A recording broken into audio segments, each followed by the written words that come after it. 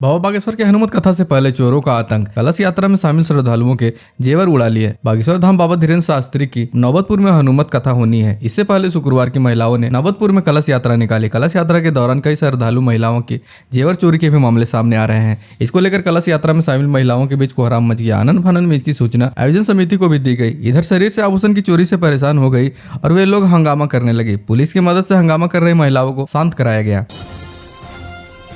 बिहार झारखंड में रातों रात ब्लॉक हो गए 2,25,000 सिम कार्ड। अब 517 दुकानों पर चली एफआईआर की तैयारी। दूरसंचार विभाग की जाली दस्तावेजों के आधार पर प्राप्त सिम कार्डों का इस्तेमाल कर वित्तीय धोखाधड़ी के खतरे को रोकने के लिए बिहार और झारखंड में 2,25,000 से अधिक मोबाइल नंबरों को निष्क्रिय कर दिया गया है। विभाग की जांच में पता चला है कि कुछ लोग मोबाइल फोन का सिम कार्ड प्राप्त करने के लिए नकली कागजों का उपयोग कर रहे हैं। यह सुनिश्चित करने के लिए 2 राज्यों में ऐसे 2,25,000 से अधिक सिम कार्ड बंद कर दिए गए हैं, जिनके दस्तावेज जांच में जाली पाए गए हैं। भारत सरकार के दूरसंचार विभाग ने फोन कंपनियों से भी यह कहा है कि फर्जी दस्तावेज के आधार पर सिम कार्ड बेचने वाली दुकानों के साथ काम न करें।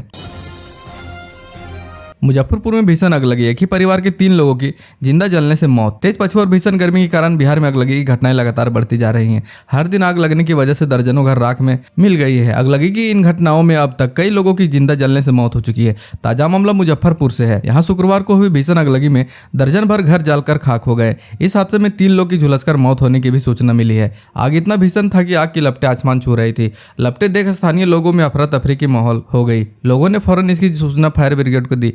मौके पर पहुंची दमकल ने आग पर काबू पाया। सूचना पर स्थानीय थाने की पुलिस भी मौके पर पहुंची और छानबीन में जुट गई। पुलिस की गोली से घायल युवक की इलाज के दौरान मौत। वाहन चेकिंग के दौरान एएसआई ने मारी थी गोली। पुलिस की गोली से घायल सुधीर की आखिरकार मौत ही हो गई। 45 दिनों तक जिंदगी के लिए लड़ रहा सुधीर आखिरकार मौत से हार गया। पिछले 28 मार्च को वाहन चेकिंग के दौरान हेलमेट नहीं पहनने के जुर्म में ओकरी थाना की पुलिस ने उसे गोली मार दी थी। घायल सुधीर का नालंदा जिले के हिलसा में इलाज के बाद पटना के एक निजी अस्पताल में इलाज चल रहा था। सुधीर की मौत के बाद परिवार में कोहराम मच गया है। सुधीर परिवार में एकलौता संतान था।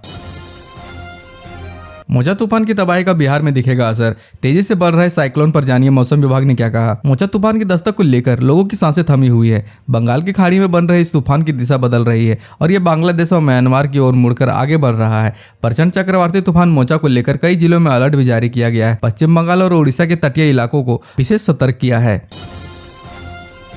शराब पीकर मस्त दरोगा ने फिल्मी अंदाज में जज की गाड़ी को रोका। हाई वोल्टेज ड्रामे के बाद भेजा गया जेल। खगड़िया में शराब के नशे में धुत एक दरोगा ने जज की गाड़ी को बाइक से ओवरटेक करके रोक दिया। दरोगा ने जज को चालक के साथ गाली गलौज भी किया। इस बात की जानकारी जज ने गोगरी डीएसपी मनोज कुमार को मोबाइल पर दी, जिसके बाद गोगरी डीएसपी मनोज कुमार ने गोगरी थाना पर पहुंचकर दरोगा का ब्रेथ एनालाइजर से जांच किया, जिसमें शराब पीने की पुष्टि हुई। जज के प्रधान लिपिक संजय कुमार वर्मा के आवेदन पर कांड संख्या 152/23 दर्ज कर उक्त शराबी दरोगा को गिरफ्तार करके जेल भेज दिया गया है।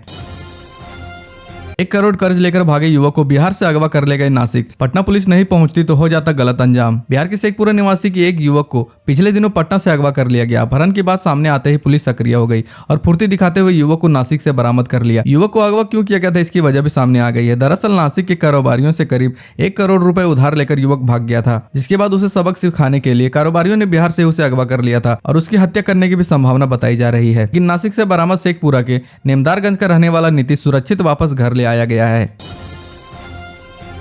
गोपालगंज में शादी के घर पसरा मातम। तेज रफ्तार ट्रक ने काट बांटने जा रहे जीजा साले को रौंदा। बिहार के गोपालगंज में NH 27 पर तेज रफ्तार ट्रक ने बुलेट सवार जीजा साले को रौंद दिया। इससे दोनों गंभीर रूप से जख्मी हो गए। कुचायकोट पुलिस के द्वारा ट्रक में फंसे दोनों लोगों को बाहर निकालकर सदर अस्पताल भेज दिया गया। यहाँ प्राथमिक उपचार करने के बाद दोनों की हालत नाजुक देखते हुए डॉक्टरों ने गोरखपुर के लिए रेफर कर दिया है, जहां उनकी मौत इलाज के दौरान ही हो गई। घटना के बाद मृतकों के घर में कोहराम मच गया। स्थानीय लोगों ने थोड़ी देर के लिए NH जाम कर दिया। हालांकि पुलिस ने तुरंत रास्ता क्लियर करा दिया। वैशाली का बुद्ध स्मृति स्तूप और सम्यक दर्शन म्यूजियम 28 सितंबर से पहले होगा तैयार। दलाई लामा करेंगे उद्घाटन। बौद्ध धर्मगुरु दलाई लामा 28 सितंबर को बिहार आएंगे। ऐसा माना जा रहा है कि मुख्यमंत्री नीतीश कुमार के आमंत्रण पर वे वैशाली के बुद्ध स्मृति स्तूप और सम्यक दर्शन संग्रहालय का उद्घाटन करेंगे। उनके आगमन से पहले वैशाली का बुद्ध स्मृति स्तूप और बुद्ध सम्यक दर्शन संग्रहालय का निर्माण गुणवत्ता के साथ तेजी से पूरा करने की तैयारी शुरू हो गई है। इसे लेकर गुरुवार को भवन निर्माण विभाग के मंत्री अशोक चौधरी का कला संस्कृति एवं युवा विभाग के मंत्री जितेंद्र राय और दोनों विभागों के वरिष्ठ पदाधिकारियों की संयुक्त बैठक हुई। साथ ही ठेकेदारों के साथ एक अलग बैठक की गई। मोबाइल फोन रखने की पाबंदी से उग्र थी महिला, ले ली बेटे की जान। एक मां ने अपने ही 2 साल के मासूम बेटे की गला दबाकर कर दी हत्या। महिला खुशबू देवी पर यह आरोप लगाया गया है कि उसने यशराज को गला दबाकर मार डाला है। थानाध्यक्ष ने बताया कि प्राथमिकी दर्ज कर खुशबू देवी को बुधवार की रात गिरफ्तार करने के बाद गुरुवार को जेल भेज दिया गया है। बिहार की ऐसी ही तमाम छोटी बड़ी खबरों को जानने के लिए चैनल को सब्सक्राइब कर लें और बेल आइकन भी प्रेस कर दीजिएगा ताकि हर वीडियो का नोटिफिकेशन आपके फोन में पहुंच जाए।